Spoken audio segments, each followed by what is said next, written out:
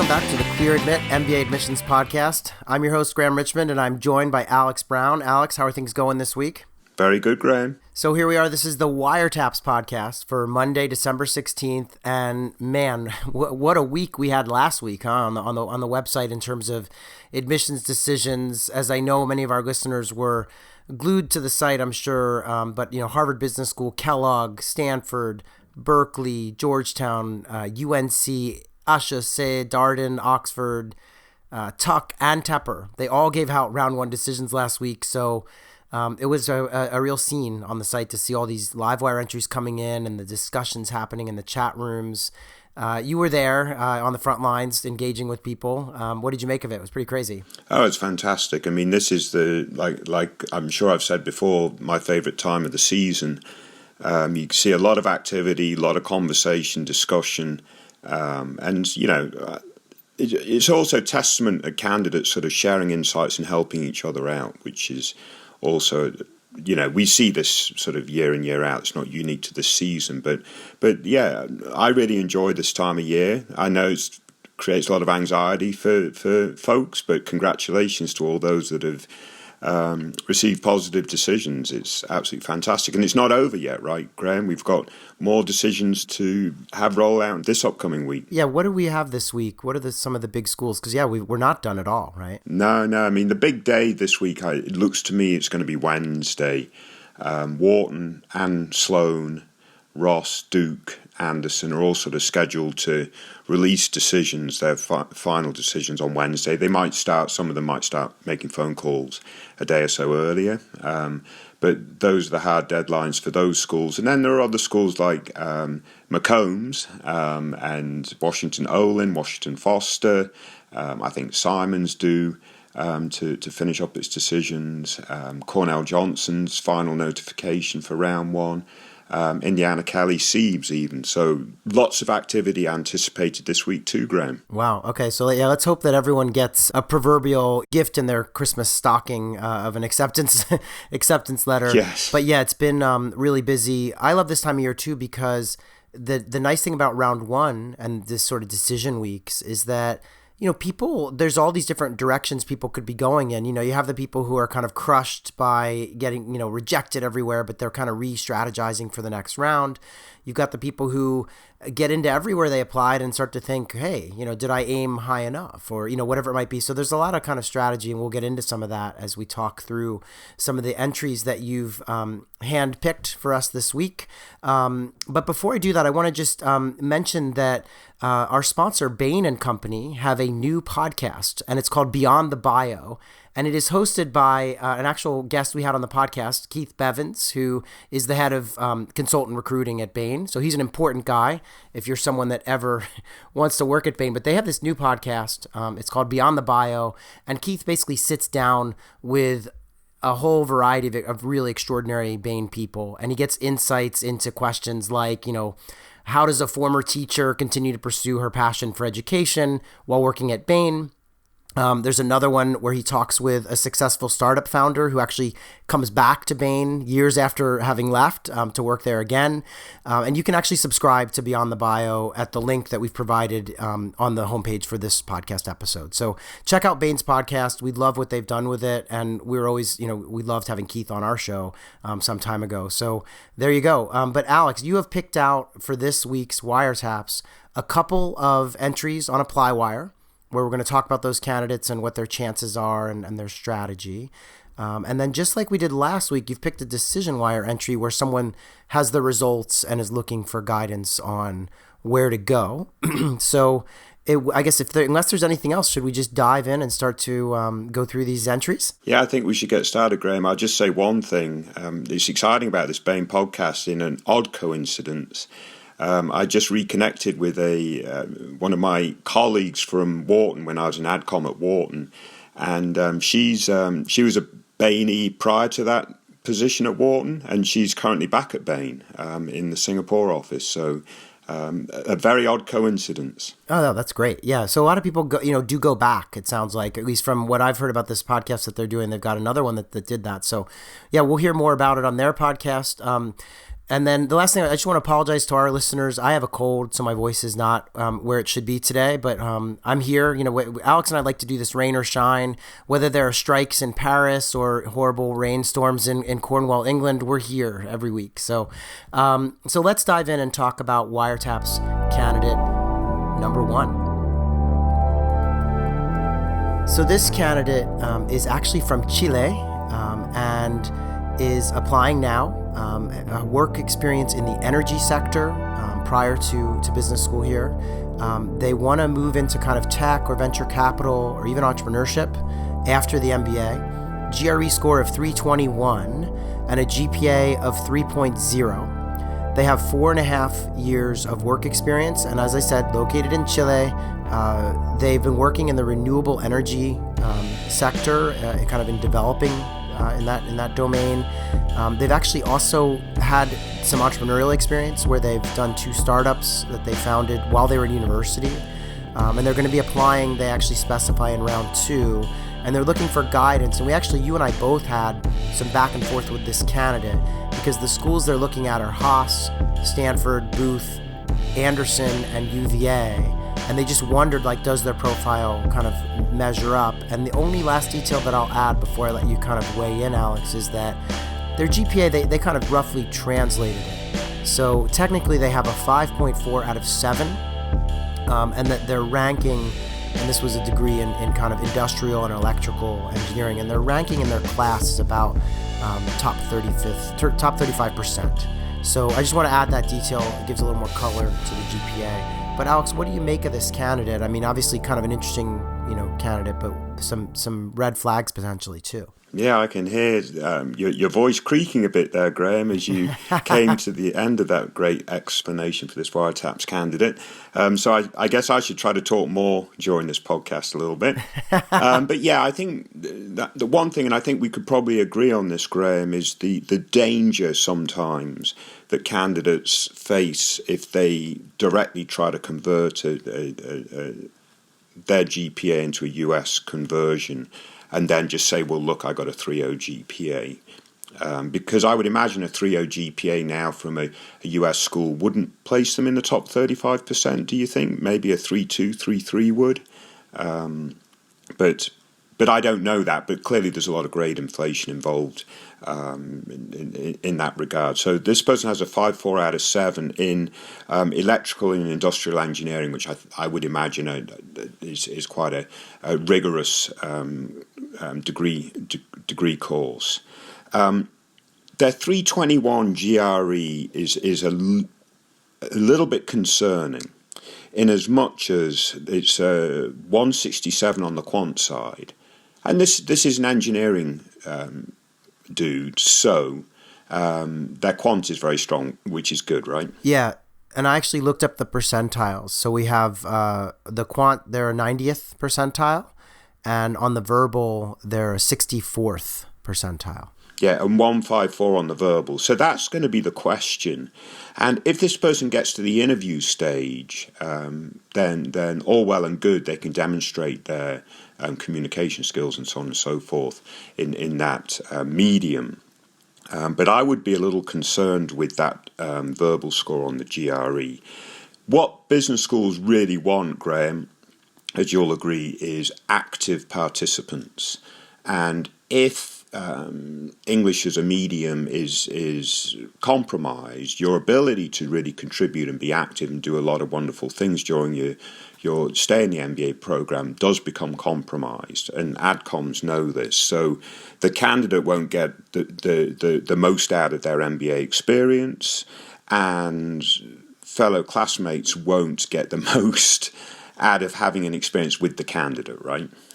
So it's really important for schools to feel comfortable with the English language side. I imagine from a work experience perspective, Graham, this person is very interesting.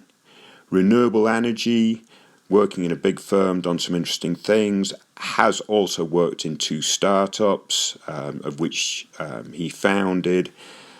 That, on top of the fact that this person's from Chile, whatever the right pronunciation is, I think makes this candidate interesting if they can overcome this potential hurdle of their English communication skills. Do you see that as a fair assessment, Graham? Yeah, I mean, I think they did mention they have yet to get their score on whatever English language test they have to take, so they might be taking the TOEFL or the IELTS or whatever it is. And that could help to counter. I will say, yeah, the fact that they've done 2 startups, work in renewable energy, and are from Chile is, I mean, those facts should get them a serious look.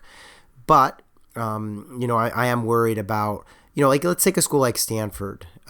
They're really below, the averages for that program. And I know, Stanford takes a real variety of people, and I would never tell someone don't apply, because you can't get in if you don't apply, right? But I think it's just something that I'm a little concerned about. So I'm hoping they hit it out of the park on the English language test.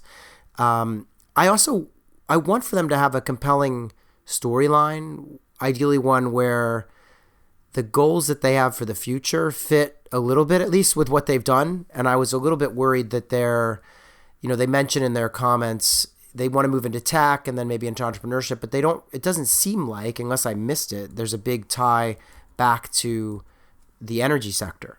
And I don't know, I was sort of like, if one of your chief kind of assets in your application or, kind of selling points is this unique sector experience, then, gosh, wouldn't it be great to be, I mean, obviously, they're applying to schools in California because they did narrow their list. They actually mentioned they're going to add USC in a comment to us, and they're going to eliminate Booth and Darden. So it's like all California. It's all California. I'm like, wow, there's probably a lot happening in the renewable energy sector there. There's all these interesting jobs it could go for, so I just was hoping for a better connection between the past, because if they can tell a compelling story, then we get into a different territory where suddenly the numbers, any blemish on their record is a little bit easier to stomach. So that's all. I think it's an interesting candidate, though, and I wish them the best of luck. Did you have any other points you wanted to add on them? Or Yeah, I just like to reinforce that point that you've made, though, Graham. The person wants to be an entrepreneur in the long run. Does the person have an idea, have a passion and interest that they plan to anchor that entrepreneurship around? Or are they just basically saying, I founded a couple of startups already, I'm into doing that kind of stuff, so in the long run I'm just going to go back and do that kind of stuff? I think it would be a lot more compelling if the person, like say, anchors it to a particular industry, a particular niche, a focus that they have a passion for. And then if they can make that case and make it compelling, then they can start to think about looking at Stanford's first essay and addressing it. But if you're just saying, well, I'm just going to go back and become an entrepreneur, I think it becomes a bit weaker. Yeah, agreed. Let's see. I mean, they have time to kind of work on their story, get the essays together, and so we'll see how it goes. All right, so let's move on to Wiretap's candidate number 2. So here we have another ApplyWire entry. This person indicates, I don't know if it's a typo, but they say 2022 for their intake year, but I'm assuming that they're actually applying sooner than that, but I could be wrong. But they're currently working in deal advisory at a top accounting firm, and they want to get into investment banking. They've been working for 5 years total. They have a 690 on the GMAT and a 3.2 GPA. They're in New York, and they want to stay in New York. They did share with us that they went to a top 25 undergraduate business school, and that they'll be promoted again by the time they apply. They'd love to stay near New York, and they're wondering about their GMAT score in particular. They gave us the breakdown. It's a 47 on the quant, which is a 60 percentile, and a 39 verbal, which is an 89th percentile. And I think those are the main things. They're looking at Cornell, Georgetown, and Stern at the moment, and you did give them a little bit of advice. So what do you make of this candidate, Alex? Yeah, I just throw it right back to you, Graham, just very quickly, because I know I don't want overuse your voice. That's okay. What does this guy do? Deal advisory, a top accounting firm. How do you qualify that for work experience? Well, I mean, I'm guessing that he might be brought in when investment banks are kind of doing a deal and they need an auditor or some sort of financial opinion from one of the big five, accounting firms.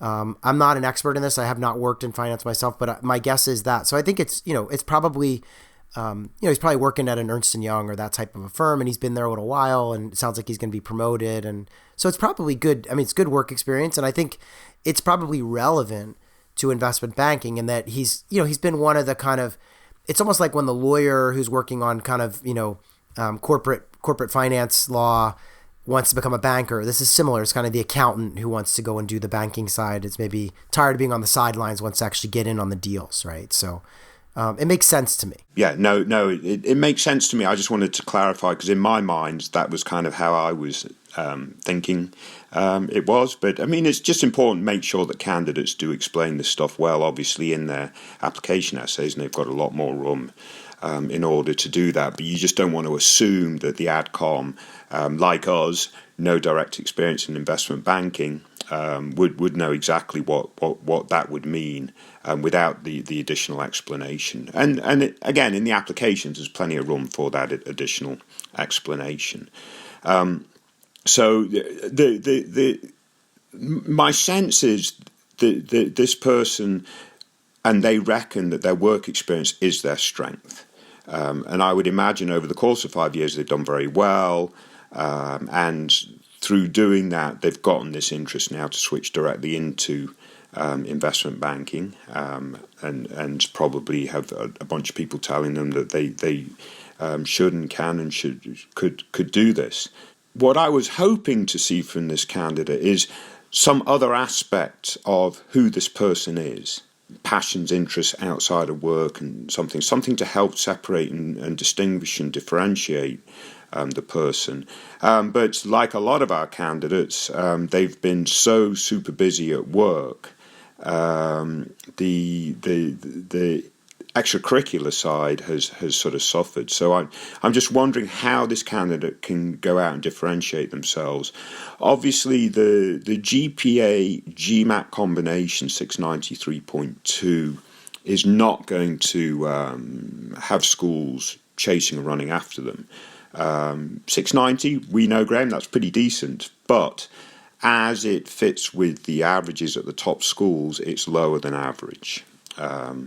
Even I would say at least two of the schools on the list, I'm not sure what McDonough's average GMAT score is. Maybe 690 is around that. And the GPA also would be a little bit below average. So that combination doesn't help. So I would say the candidate really needs to make sure that their recommendation forms, that those that are recommending them, are really able to support and show the quality of this candidate's experiences to date, that they can show impact and various other things, which is oftentimes quite difficult in this sort of advisory type role. So yeah, that's kind of where I'm coming from. The final thing is, I do like the sort of the choice of schools in as much as you've got Stern and Cornell and McDonough. So you've got a little bit of a spread. You've got top 20 program in there, top 16 programs in there. So they're not just shooting at the same level of school. So that could help ensure that they get a positive decision, hopefully. Fingers crossed. But yeah, what were your thoughts, Graham? First of all, I appreciate this person posting, and I obviously these entries are great. It's always good to discuss, and I think this candidate is instructive for reasons I'm going to explain now. I'm kind of down on this candidate in terms of their odds, and the reason is that I could be wrong, but I'm kind of envisioning that this candidate is, they're in New York, male, I'm guessing. I don't think he's specified or she's specified, but I'm pretty sure it's a guy in New York, maybe white and male. That's, kind of that would be the combination that I'm picturing. Undergraduate business major, working in finance. And he mentioned that he thinks his work experience is better than, is on the high end of what, the schools he's targeting might see. And I think the work experience is probably fine, but I'm worried that there's nothing, as you say, like he said he's too busy to really have extracurriculars. But you need only read other apply wire entries on our site to see that there are people who find time to do things in addition to having, big time jobs. So I guess my fear was, I'm like, okay, undergraduate business guy, white male, New York, working in finance. They're kind of a dime a dozen. And the thing that really struck me was that 60th percentile on the quantitative section of the GMAT, because here's someone who studied undergraduate business and is working in finance or accounting now. And so I was really worried that, so not only is there a 3.2, which is below average for top schools, but it's that combination of how the test score and the GPA work together. And I was just worried that they'd be kind of a red flag. And so, yeah, and I just was looking for, so what, and sure, do people get into these schools with a 690 and a 3.2? Obviously, but what's their profile? What do they look like? What else do they have to offer? And I'm worried that I haven't heard that yet. Now, this candidate probably is an interesting guy, probably does some other things or has hobbies, or, there's got to be stuff in this person's background that could make for an interesting storyline, but I didn't hear it in this post. And so I was worried that even though there is a range of schools, like obviously, Stern was probably the hardest to get into on his list, then Cornell, and then Georgetown, but none of them are really a walk in the park. And so I guess if this person has to go to school next fall, then I think they need to cast an even wider net. I don't know I'm not sure what that next school would be. I mean, I know they want to stay in the New York area, or at least kind of mid-Atlantic, Northeast corridor, it sounds like. And they mentioned they're not going to take the test again, I believe, right? Yeah, he said he can improve further, taking it multiple times. So I'm a little bit worried about this candidate, just because the tone of the post or their responses to us just made me wonder if they were overestimating their profile. But anyway, that's my kind of, sorry to be negative on this, but that's my take. But I think you make a good point, is how is this candidate going to differentiate themselves? And like you say, maybe there is something there that we're not aware of that helps them stand out, because everything sort of points to a very cookie cutter sort of profile as in terms of what we're seeing. So, I mean, hopefully they're listening to this and say, oh, yeah, well, I do play in a band, or I do this, or I have done that, or whatever. And they recognize that that's important to bring out to help them. Admissions, AdCom, they admit individuals, and they want to admit people that they like, that are going to have impact on their campus, that are going to do something interesting, other than do well in the classroom and get the job. So what else are you going to be doing in that campus environment, and what is it about your background that shows that you're going to be doing that? Yeah, agreed. So again, I appreciate this person posting. I'm hoping that the advice we give here helps them to kind of really look for that secret sauce that they have in their background that can make for a compelling candidacy. I did want to mention, he also indicated he has a CPA, and I would say that's great. It's kind of feather in your cap, nice thing to have.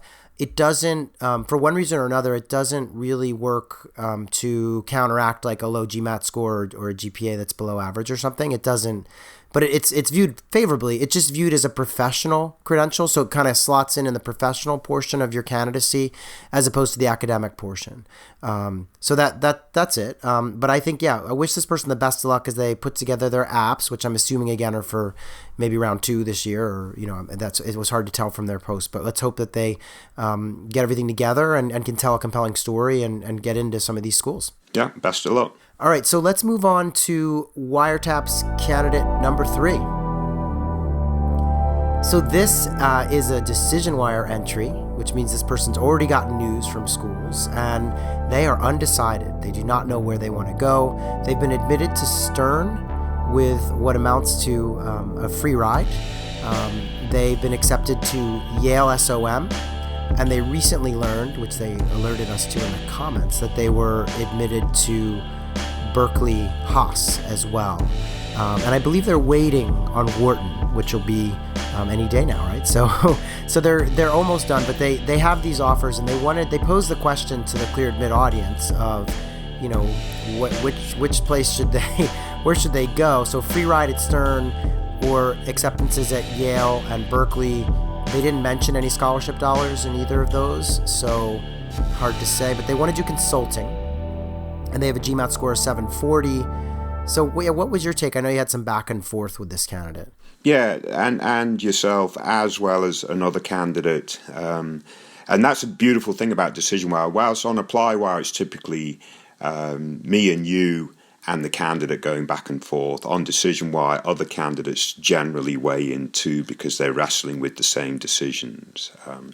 So that's always very, very good. So clearly the full ride at Stern seems very compelling when weighed up against the admit decision from Yale and now more recently the admit decision from Haas. So, I guess one of my first questions would be back to this candidate is where do they plan to be post-MBA? So is there a geographic preference that could help influence their decision? And if their geographic preference is on the West Coast, then I do think that puts Haas in a stronger position. If it's to be in New York City, then clearly that favours Stern. And Yale more so perhaps over Haas. So I do think, I mean we've talked about this before, Graham, that has to dial into a candidate's decision making, right? Geographically where they want to be. Yeah, I mean, as much as we tout all of these schools as global powerhouses, there is some bias around location. If you were to look at where people go to Haas end up, I mean, the largest concentration of them is clearly going to be in California. And if you look at Stern, it's going to be New York. So there's definitely advantages. Now, I think the real question becomes, I personally think you're right. Like the NYU full ride is really hard to walk away from. I mean, that is a game changer in terms of your financial situation. And even though this candidate's going to do consulting, you never know. This is like, I would, it's kind of like the athlete, baseball player, whatever, football player who takes a big contract at a very young age that's maybe not as big as they could get, down the road someday, but there's a lot of security in taking that contract. And so, my questions were related to yours. I think I would want to know, where do they want to be long-term geographically? And also like what industry, because that could impact things as well. So if they're saying, oh, I really want to work in tech, or if they say I really want to work in like media, or then you could have different markets that come to mind. So they've explicitly stated consulting, just post-MBA career consulting. I think that's all we really know. But certainly within consulting, there can be strengths in different areas, right? Yeah, and I just was wondering, like, most people do consulting for a handful of years and then move on. And so I was like, well, if they have any inkling of like what they want to do, then that could be instructive. The other thing was, what kind of a campus environment are they looking for? I mean, I love, so first of all, I love both the Stern and the Haas campuses. I've been to both. They're both vibrant, but they're also really different, right? I mean, so there's this, San Francisco Bay Area vibe to Berkeley. Obviously, the weather's really different, whereas Stern is, it's in the hustle and bustle of Manhattan, and all the good things that go with that too, right? But so it's just, they're really different. And so I would ask them, like, well, what kind of environment are you looking for? And then, I mean, if we're looking at they talk about ranking, they seem to be pretty insistent on, Haas is way better ranked than the others. And I was sort of like, well, Haas is kind of, these days we would argue it's sort of like if you had an M8 instead of an M7, Haas might be that 8th school, right? So it's definitely top school. But, Yale's a top 10 school, arguably, and NYU's right there as well. I mean, maybe it falls into the top 12 or 15 at worst, right? So these are all really close in ranking. So I don't think that making the decision on ranking makes a lot of sense here. I think you make the decision based on the money and on your goals and what environment might be best suited for the 2 years you're going to spend. But I think at the end of the day, it's hard to argue walking away from a free ride at a school that, sure, maybe it's the third ranking of the three you got into, but it's pretty darn close. So yeah, I don't know. Any other thoughts on that one though? Because it's tricky. Yeah, it's very tricky, and I'm glad you brought up the point on rankings, because that was going to be my next question to you. The difference in ranking between Yale, Haas, and Stern is not that great. And I would argue that for different sort of, geographic goals, career goals, or whatever, you can argue any of those three is a better option than the other two, depending on those differences. So it really does boil down to, where does this candidate want to be post-MBA? Which of these programs has the strength in terms of their alumni network and their sort of regional pull for that industry, for that geography, or whatever it is, and then factoring all that in, the fact that you get a free ride at Stern. The other thing that the candidate could do, Graham, is go to the other schools and negotiate. We'll see that now over the next month or so. Is candidates say, well, I've got an offer here, are you willing to match it? Schools don't like this, but it happens, right? We're going to get a phone call. We're going to get a phone call now from the director of admission who we know quite well over at Yale and at at Haas. They're going to be like, why are you telling people that? But yeah, no, I agree. That's actually a good point. But the reality is, for the Yale and Haas folks, they're going to be glad that the guys, I assume guy gender neutral, but the guy's negotiating. Otherwise, they'll miss out completely if they go to Stern on a full ride, right? There's definitely a point of negotiation that can occur with a candidate like this. And then finally, Graham, this could all be a moot point, because on Wednesday they're going to hear from Wharton. If they get into Wharton, then they're going to have to post again, and we'll have another conversation, because when we look at rankings, and I think these three schools are there's marginal differences, but they're small. But then Wharton versus these three, I think that the gap, the difference is a little larger. So full ride Stern versus Wharton, that would be an interesting conversation. Granted, Alex and I are not making this stuff up when we talk about where we see these schools falling. I mean, we've seen over the years, thanks to all of you posting to Decision Wire, we get a good bead on where people go and what happens on the margin. And I would argue that, that Yale, SOM, Haas, maybe NYU, and even Tuck, they're kind of in a grouping together probably, where, as you correctly point out, one could make the argument to go to any of the others based on personal preference or career planning. And add in Duke, Ross, Cornell, Anderson, they're all in that mix. Yeah. Yeah, this is a challenge. The other thing, I read an article the other day about how people spend all kinds of time making certain types of decisions and then not nearly enough making others. So I'm not being very descriptive here, but let me give you an example. People will spend hours poring over the specs on whatever type of flat screen television they're going to buy, or a phone, or trying to figure out exactly which one to get. And then sometimes with decisions like this, they're sort of like, oh, well, Stern's giving me a free ride, I'll just go there. That makes sense. But I just want this candidate to understand that where you go to school has a permanent kind of impact on your life. Like if you're for example, there's a much greater chance that you live out your days on the West Coast of the United States if you go to Haas than there would be if you go to Stern. And that's not a bad thing. I'm not saying that one's better than the other, but I just encourage this person to think about it, because it's definitely, there are 2 years of your life where you're going to spend, and then you're going to carry that brand around for the rest of your life too. So important to think about. But yeah, on the surface right now, I'd say we wait to hear what Wharton says. But this candidate, they just need to ask themselves these basic questions about their career plan and where they would be happiest, and their personal financial situation. And also, of course, if Wharton comes through, then you'd probably say, well, if they haven't done so already, why don't they toss an application into Harvard and Stanford for round 2? But again, a conversation for another day. Yeah, it gets complicated there. So, all right, well, I think, again, best of luck to this candidate. You're going to find out in a couple days here about Wharton. So best of luck, and thanks so much for sharing and having that dialogue with us on the site. We love this interplay. That's why we love seeing you guys in the chat rooms and posting your live wire entries and everywhere on the site.